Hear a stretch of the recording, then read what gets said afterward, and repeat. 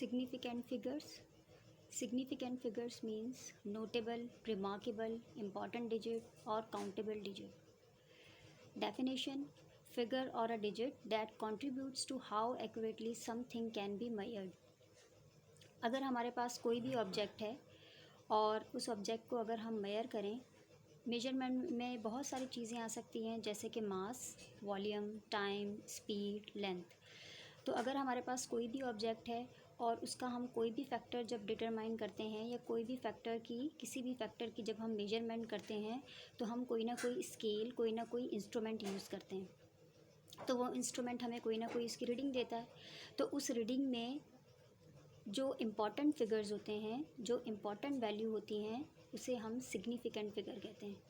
Significant figure हमें किसी भी ऑब्जेक्ट की एग्जैक्ट मेजरमेंट बताता है। All measuring devices such as meter stick, wall clock, measuring balance, measuring cylinder which we are used in chemistry lab, etc. are divided into various units and subunits. जैसे कि हमारे पास wall clock है, wall clock हमें time बताती है। Wall clock में आप लोग देखते हैं कि डिजिट्स होते हैं, जैसे कि 1, 2, 3, 4। तो जब वॉल क्लॉक में जो डिजिट्स होते हैं उनसे हमें टाइम मालूम हो जाता है, तो क्यों हमने वॉल क्लॉक को फर्दर सब यूनिट्स में डिवाइड किया है। सब यूनिट्स में डिवाइड इसलिए किया है ताकि हमें एक्यूरेट टाइम पता चले, आवर्स एक्यूरेट पता चलें, मिनट्स एक्यूरेटली पता चलें और सेकंड एक्यूरेटली पता चलें। और वो हमें तभी पता चलते हैं जब हमारी वॉल क्लॉक सब यूनिट्स में डिवाइड होती है। तो सिग्निफिकेंट फिगर से हमें क्या पता चलता है, किसी भी ऑब्जेक्ट की एग्जैक्ट मेजरमेंट की वैल्यू। फॉर एग्ज़ाम्पल, अगर आपकी बुक की एग्ज़ाम्पल लें, तो हमारे पास अगर एक आयरन रॉड है, सेम आयरन रॉड को जब हम 2 डिफरेंट स्केल से मेयर करते हैं तो हमें 2 डिफरेंट वैल्यूज़ मिलती हैं।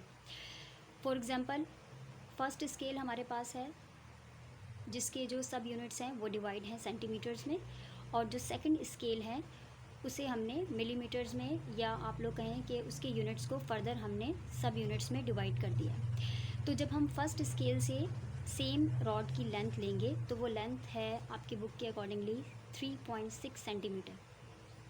अगर उसी रॉड को हम दूसरे स्केल से, वो स्केल जिसके डिजिट्स को हमने फर्दर सब यूनिट्स में डिवाइड किया है, अगर सेम रॉड को हम दूसरे स्केल से, सब यूनिट वाले स्केल से मेयर करेंगे तो हमें कुछ चेंज वैल्यू मिलेगी जो कि है 3.62 सेंटीमीटर।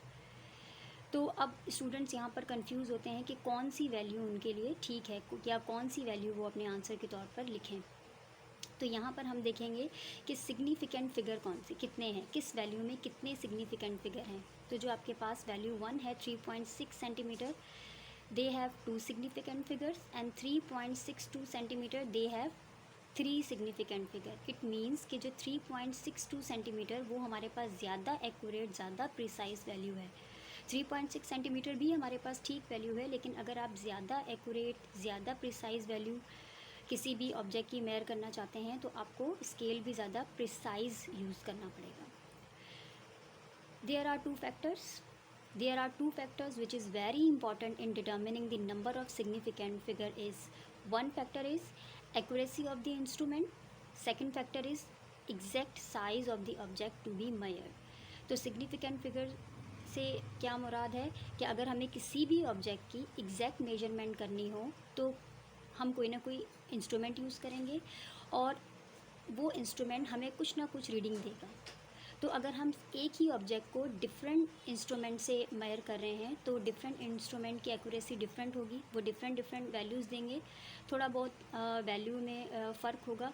तो हमें कैसे पता चलेगा कि उसमें इम्पॉर्टेंट वैल्यू कौन सी है या एग्जैक्ट वैल्यू कौन सी है या डाउटफुल वैल्यू कौन सी है। तो सिग्निफिकेंट फिगर्स के जब आप रूल्स को स्टडी करेंगे, जो कि हम अपने अपकमिंग लेक्चर में स्टडी करेंगे, तो rules of a significant figure से आपको पता चलेगा कि जब आप कोई वैल्यू ऑब्टेन करते हैं किसी भी ऑब्जेक्ट की, किसी भी इंस्ट्रूमेंट से, तो उसमें सिग्निफिकेंट फिगर्स कौन से होते हैं, नोटेबल, रिमार्केबल, इम्पॉर्टेंट वैल्यू कौन सी होती है और डाउटेबल वैल्यू कौन सी होती है।